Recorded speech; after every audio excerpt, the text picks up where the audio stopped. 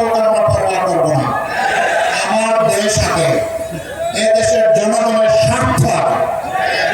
এখন তিস্তার নাম এক সাগর ডুবলো। আমরা কথা দিচ্ছি এই তিস্তাকে ইনশাআল্লাহ বিইজনিল্লাহ আমরা তিস্তাকে জীবন দিব ইনশাআল্লাহ।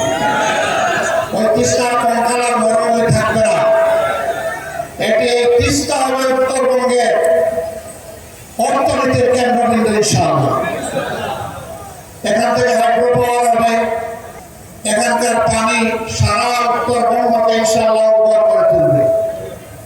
আর নদীগঙ্গের কবলে পড়ে বছরের পর বছর হাজার হাজার পরিবারকে নিঃস্ব হতে হবে।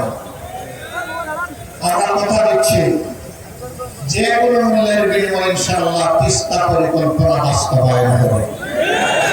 কারণ লাভ আমরা পরোয়া করবো না। আমার দেশ আগে, এ দেশের জনগণের স্বার্থ আগে। আমরা কারো স্বার্থে আঘাত দেব না, কিন্তু আমাদের স্বার্থে কেউ এসে বাগড়া দিলে তাও আমরা মেনে নেব। আপনার সাথে থাকবেন, দুই হাত নিয়ে মজবুত করে থাকবেন।